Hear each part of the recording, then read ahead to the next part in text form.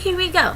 Hello, Genia world, because that's what we do, right? We just add genie to anything, and that's just okay. I'm Amaya Ward from A Ward & Co., and I should be cleaning my house, but instead I have decided to totally steal this video Geneameme thing, from Katie from Genealogically Speaking and Young and Savvy for under 30 genealogists, one of two of that blog. And she got the meme from Geniaus, because Australia and genie, and yeah, so I'm gonna do that. And just FYI, I am wearing a shirt. It's skin color because I'm doing laundry, so I am cleaning a little bit. So, haha, I'm not completely procrastinating. Okay, so, and this is driving me crazy because you can see the reflection of my computer in my glasses. So pardon me while I try to do this and look really pretentious, but I'm just trying to not reflect myself multiple times. Okay, sorry. Let's go, right? So, the first question is, can you name your 16 great-grandparents? Yes, I can, and I could do it off memory, but in the interest of me not rambling on forever, I'm just going to read it off my Ancestry app.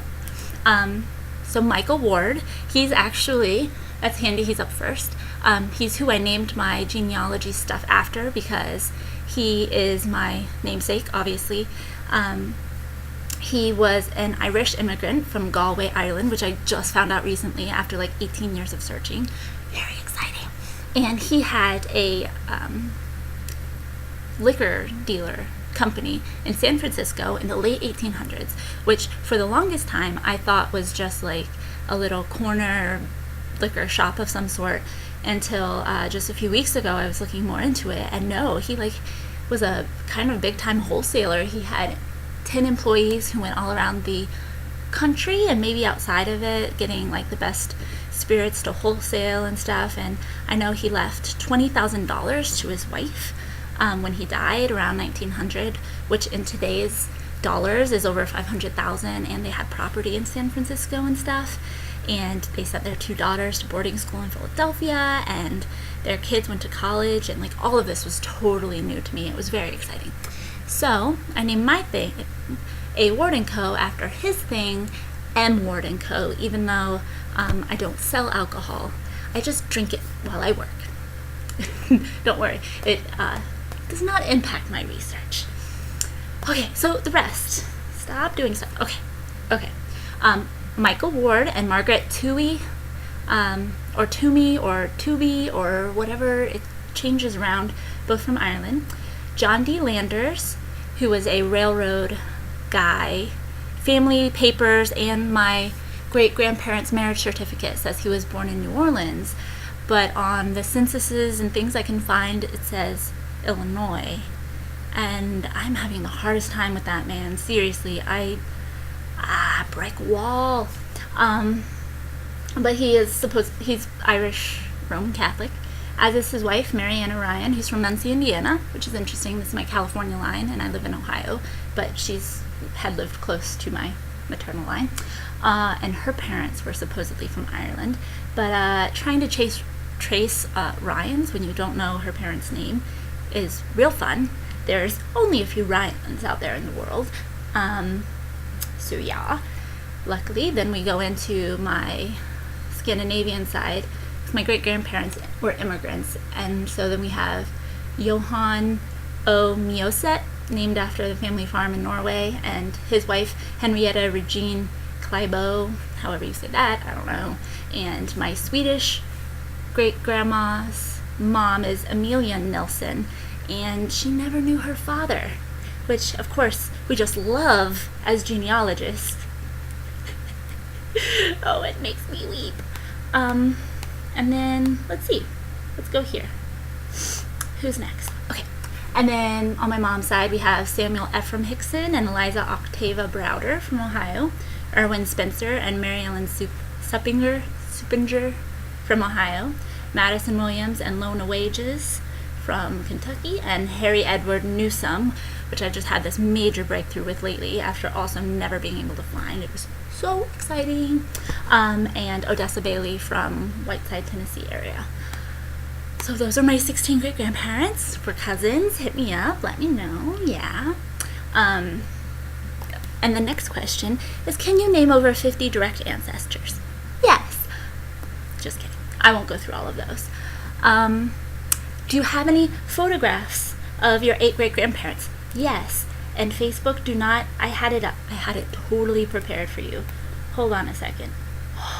Oh, that's mean.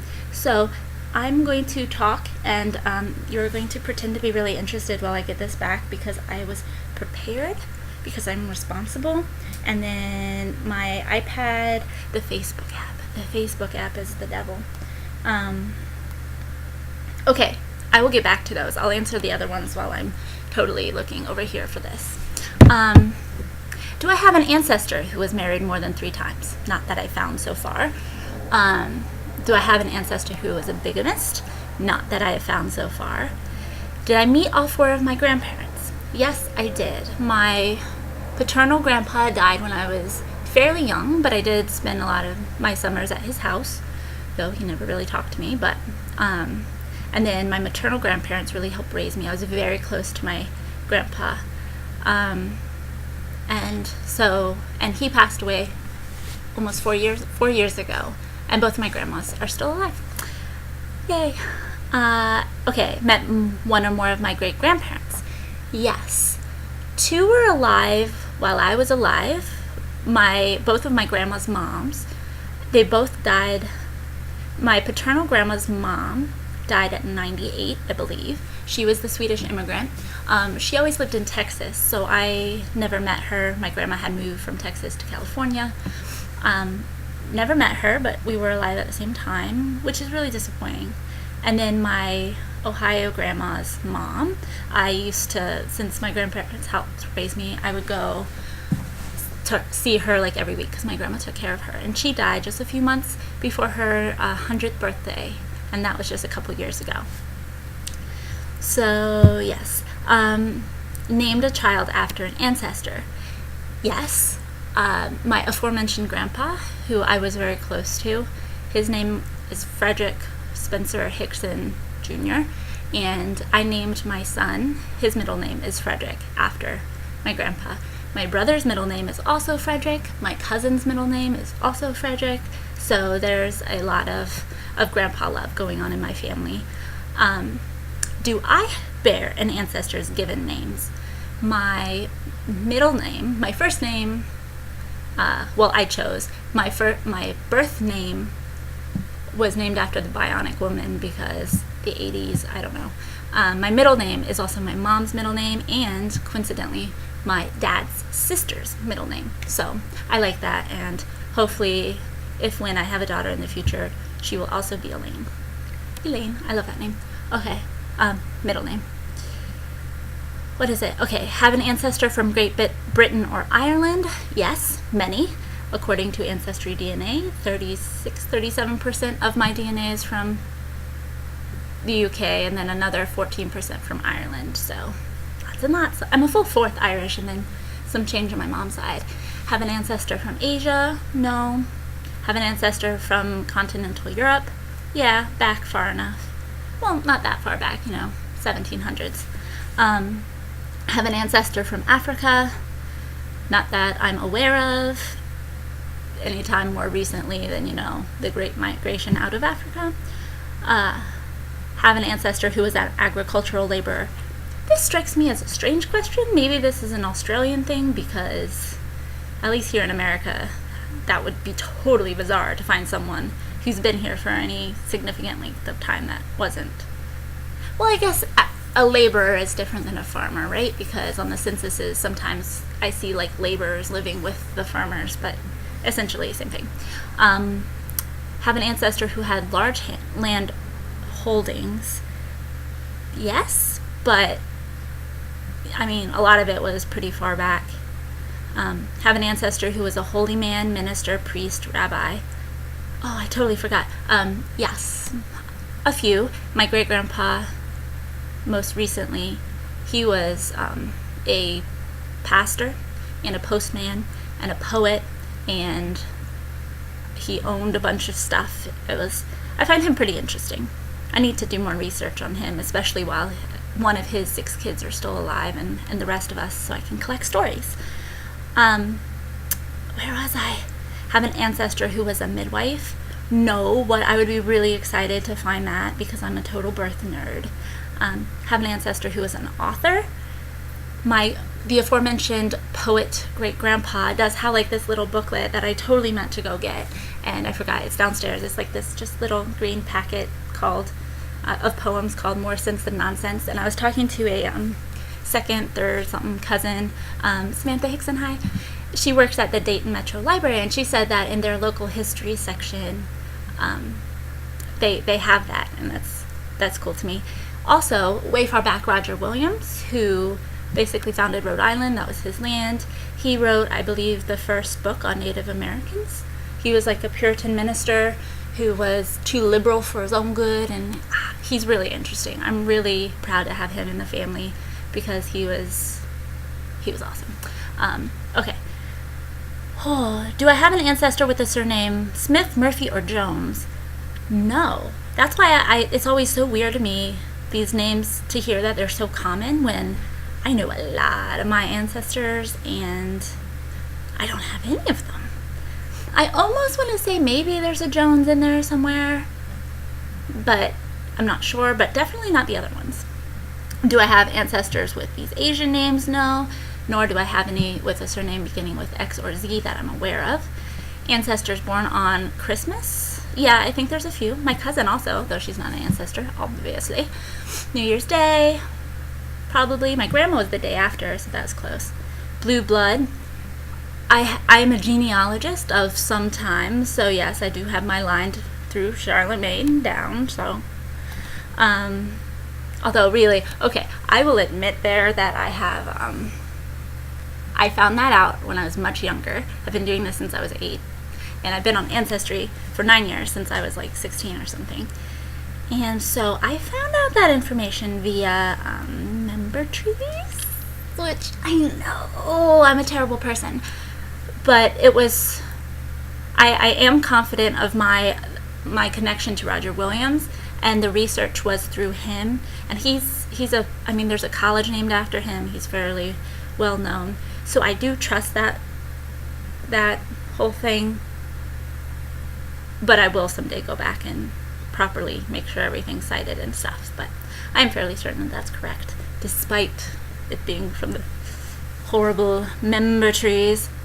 Okay, have a parent who was born in a different country? No, I had one in Ohio, one in California. Grandparent born in a different country? No, but it was Ohio, Kentucky, Texas, California. My grandma's parents were born in Norway and Sweden, though. Can trace a direct family line back to the 18th century? Yes. Can trace a direct family line back to the 17th century or earlier? Yes.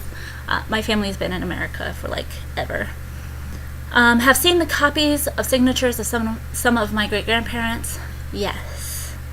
Have ancestors who signed their marriage certificate with an X? I don't know if I've seen it on a marriage certificate, but I've seen it on other things. Have a grandparent or earlier ancestor who went to university. That was part of the interesting thing about finding Michael Ward, because I had never thought that was true, especially my mom's side of the family. We're all pretty poor for a very long time, I think. I'm pretty sure. And I thought that my grandma had gone to college after retirement, basically, and so I always thought she was the first one. But then I found out that that her father-in-law had a 4-year college degree. I never knew that. I saw it on the census, and then I found some newspaper articles in San Francisco. I forget his college now, but I have it in my notes somewhere. And that was really exciting. That was really interesting because I just graduated from college, finally, at 26. 25. I just turned 26. I graduated in May after, dropping out and in high school and taking forever on college and stuff. So I was like really excited. I'm like, yeah, first in my line. I mean, I had a cousin who graduated with 4 year. I'm like, woo! Then I found out my great grandpa also did it. Which kind of takes some of the wind out of my sails, but at the same time it's kind of cool. It's also weird that nobody in between us did. But anyway. Oh my goodness. So what's the next one? Have an ancestor who was convicted of something, of a criminal offense. I have a Salem witch. Does that count? I find that pretty exciting. It was Martha Carrier. She was like called Queen of the Witches or something. And her and all 6 of her kids were convicted or whatever, brought into court. And she got all of her kids to confess, but she wouldn't. So she was one of the last ones to be killed, actually. And her story is pretty interesting. Like, I believe she had inherited some land, which was not cool for ladies back then, and she had told a neighbor that his cow looked like it was about to die because she probably had brains and grew up on a farm and knew these things, and then it died, and women can't know stuff, so dude thought that she cursed it. So she was killed as a witch. Oh, fun times back then. Okay. Have I shared an ancestor story online or in a magazine? I've talked a little bit about it on my blog, but no. For some reason, I'm like a total internet nerd. I've always been it. I like started my first website when I was 11, and that's a whole story. And how am I just now finding genealogy? I've been into genealogy longer than the internet. How have these two things never combined? It's so bizarre to me. So I need to play catch up, and I would really love to write some things. And my blog's pretty new, so lots of stuff to write in there. Have I published a family history online or in print? No, not yet, but I shall. Have I visited an ancestor's home from the 19th or earlier centuries? Not the home, right? No, not the home, but my grandpa would take us out for Sunday drives, and we would often go to cemeteries and stuff. And one time we went out, I'm from Dayton in Montgomery County, Ohio, and Darke County is nearby, and his dad grew up on a farm in Darke County.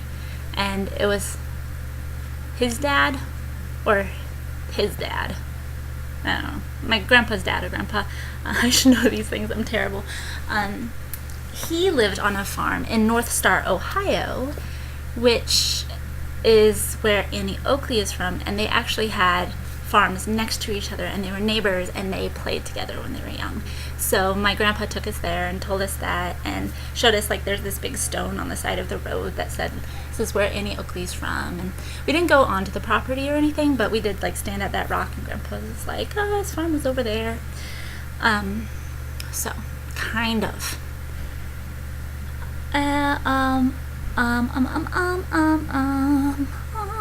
Still have an ancestor's home from then? No.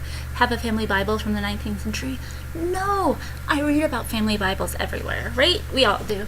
And I've never seen one. Every time I go to my grandma's house, I like search through her basement just in case this old mystery family Bible with everything I ever wanted to know has magically appeared in the basement, and thus far it has not. And I'm very disappointed. One day I'm hoping to find someone with it. I did think, back before I really got serious about like citing my sources and stuff, I ran across one of my German ancestors from Germantown, Virginia, or North Carolina, or one of those places that has a pretty interesting history, that there's like actually stuff written about it and things, and someone still had some of their family Bibles and stuff and donated it to a museum or something of some sort. So one day, definitely gonna try to find that, even though it's in German and I cannot read German, but I will learn it, at least the genealogy-ish words. And do I have a pre-19th century family Bible? I guess that's what I just talked about, because the Germantown thing was way before that. Okay, and so just wait 1 minute for these pictures while we all go ahead and curse my iPad for being so slow. Okay, because I love this picture, right? Okay, these are my grandpa, who my son is named after his parents, and she died when he was pretty young too. But I love this picture of them, and my great grandpa looks so much like my brother and stuff. And she looks like absolutely no one in the family, which I also find pretty interesting. They were definitely a musical family. My grandpa was very musical. I am not musical at all. I also found out an interesting story about that recently. My grandpa was supposed to go to college, and he didn't. He chose to marry my grandma instead. And his parents were very upset by this. And I never knew that. It was very interesting to me. Okay, I have one more picture for you. Somewhere my Norwegian people, or maybe I just didn't upload it. You know, whatever, because, I did. Ha, ha, ha. Okay, that's my baby grandma. This is like 1921 or whatever in Texas. Oh my gosh, I'm so sorry, this is hard. And the ones on, sorry, these two. Oh, that's my great grandma. I guess that'll work. That's my great grandpa. So Norway, Sweden immigrants. So that's cool. And then their siblings, and that's my great grandma from Norway. She was visiting. And that's my baby grandma. So I didn't mean for it to get all big and stuff. But